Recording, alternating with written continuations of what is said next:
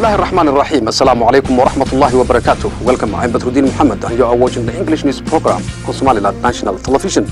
These are the main stories making headlines. The President of Somaliland, Ahmed Mohamed Mahmoud Silayo, attended a graduation ceremony held for Golis University in Hargeisa today. The Minister of Information, Culture and National Guidance met with Governor of Baran Region, Abdul Ahmed, accompanied by Baran District Commissioners. The District Chairman of Education in Sahel Region, alongside members from the local government in the region, have held a press conference in the headquarters of the Ministry of Education of Sahel Region. Balaskil's leader and other top commanders of Syrian Islamist group. The President of Somaliland, Ahmed Mohamed Mahmoud Silayo, attended a graduation ceremony held for Golis University students in Hargeisa today.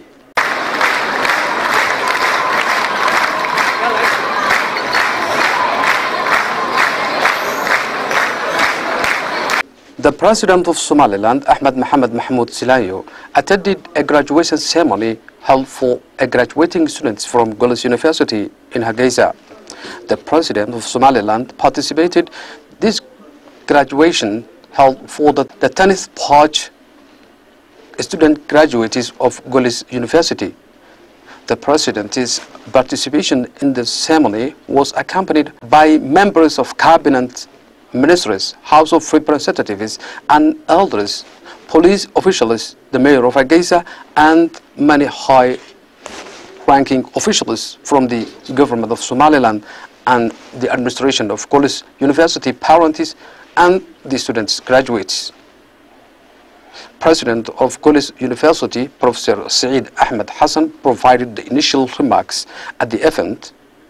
He stated that ever since of the university established, hundreds of students graduated from the university and also highlighted historical aspects of the university, which he said that the university receives thousands of students enrolling for all of its faculties and academic schools.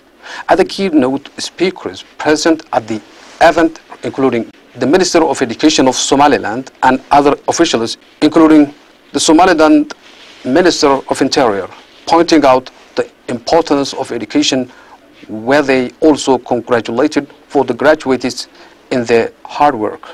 President Ahmed Mohamed Mahmoud Silayo, the President of Somaliland, speaking at the event, commended Golis University for excelling in its efforts aimed to provide Somalilandese students with higher education.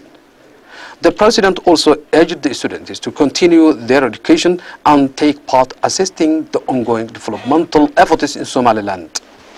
The Minister of Information, Culture and National Guidance, Abdullahi Muhammad Dahir Ukuse, met with a Governor of Baran Region, Abdul Ahmed, accompanied by Baran District Commissioners. The Minister of Information, Culture and National Guidance of Somaliland met with the Governor of Baran Region, accompanied by some of the Minister of Information, Culture and National Guidance of Somaliland met with the Governor of Baran, accompanied by some of the Baran District Commissioners who were on recent days for work-related visit to the capital city of Somaliland. Present on the occasion by the Vice Minister of Information, Culture and National Guidance, Abdul Wahid Abdul Qadir, Manager General of Somaliland National Television, Khadr Hassan Ali Gas, the Director General of Ministry of Information, Culture and National Guidance, Muhammad Ilmi Adam, different directors from the departments in the ministry, Governor of Baran and some other commissioners from the different districts of Baran region. The meeting took place in the office of the Minister of Information, Culture and National Guidance. They discussed many issues regarding ways to increase the efficiency of the region in terms of the reporters and media aspects in the region.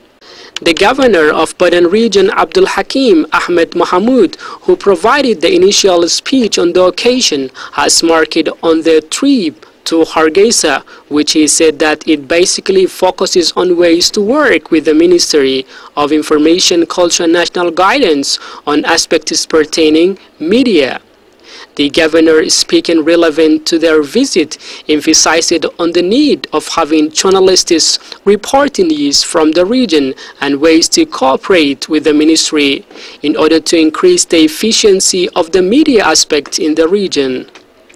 Hinglol District Commissioner Yusuf Warsame Ali, speaking on the occasion, has pointed out a meeting which was held recently in the district and its objectives, which he highlighted about its conclusion and the articles agreed upon.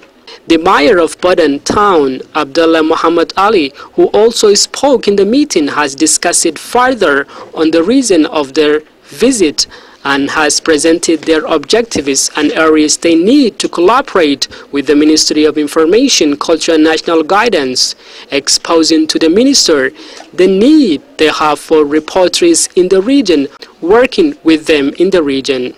In the conclusion, the Minister of Information, Culture and National Guidance, Abdullahi Muhammad Dahir Ukuse, has provided his speech towards the proposal made by the Governor of Badan and his delegation.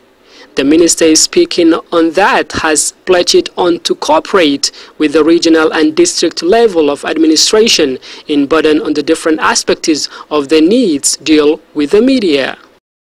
The district commissioners of education in the Sahel region, alongside members from the local government of Sahel region, have held a press conference in the headquarters of the Ministry of Education in Sahel region. The commissioners of Ministry of Education and Higher Studies in Sahel region, alongside members from the local government in the region, have held today a press conference in the headquarters of Ministry of Education and Higher Studies in the region. They presented in their press conference some of the achievements made by the Ministry of Education and Higher Studies and the different implementations of school buildings in Sahel region, where they also denied and fabricated claims from some of Somaliland diaspora. The chairman of education in the region, Ibrahim Digale Mohammed, who initially spoke on the occasion, has highly discussed more about the different school building projects which were implemented in the region, and stated that they also paid supervisory tour to Somaliland districts in the region to supervise the schools and the educational states of those areas, pointing out that the Ministry of Education and Higher Studies has worked on the aspects of education in those districts, which he said that the result of their high educational standard is reflected on the exams they have been taken for the last year.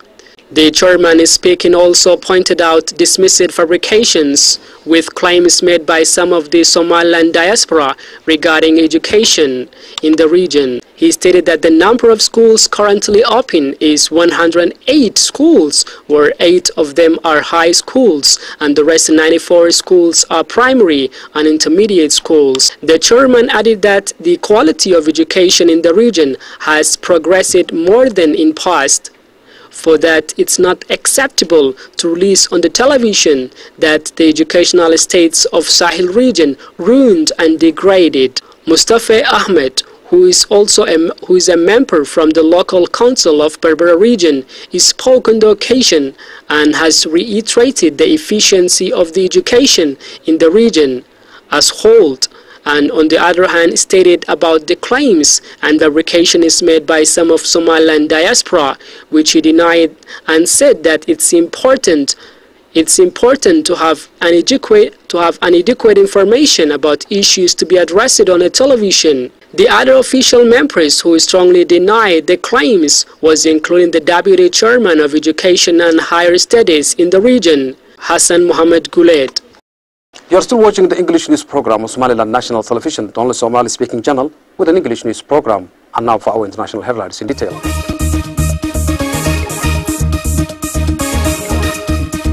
Plus killers, leader and other top commanders of Syrian Islamist group. The leader of Ahrar al-Sham, which is one of Syria's more powerful insurgent groups, have been killed in an explosion. Hassan Aboud died along with 28 of the group's top commanders at a meeting in the northwestern town of Ramhamdan near the city of Idlib. Human Rights Watch reports that around 50 people died in the reported suicide bomb attack. Ahrar al-Sham are hardline Islamists and one of the biggest rebel groups fighting the government of President Bashar al-Assad of Syria. It has often clashed with Islamic State, or ISIL as it is sometimes called, which is the group responsible for seizing territory in Syria and Iraq. Hassan Aboud has in the past denounced ISIL militants, whom analysts believe are most likely responsible for his death. New EU Commission gives key economic posts to France and Britain. The incoming president of the European Commission handed key economic and financial responsibilities to French and British members of his restricted 28-strong team he unveiled on Wednesday. French socialist former finance minister Pierre Moscovici takes the key portfolio of economic and monetary policy. He will be supervised by former Finnish Prime Minister Jyrki Katainen and former Latvian Prime Minister Valdis Dombrovskis. British Conservative Jonathan Hill takes revamped portfolio entitled Financial Stability, Financial Services and Capital Markets Union, something the London government outside the Eurozone had been pitching hard for. He will be in charge of relations with, among others, the European Banking Authority.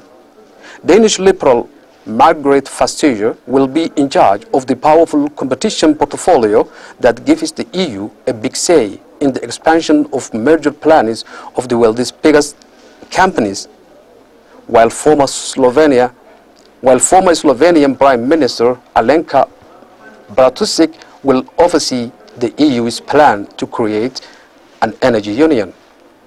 Swedish Cecilia Malmström will have the task of negotiating the world's biggest trade agreement between the United States and Europe. Miguel Arias Caneta of Spain will be Energy and Climate Change Commissioner through former Premier Alenka Bratušek will have the more senior post of Vice President overseeing the development of an energy union. That's the end of our news. Thank you for watching. Until next time, Assalamu alaikum wa rahmatullahi wa barakatuh.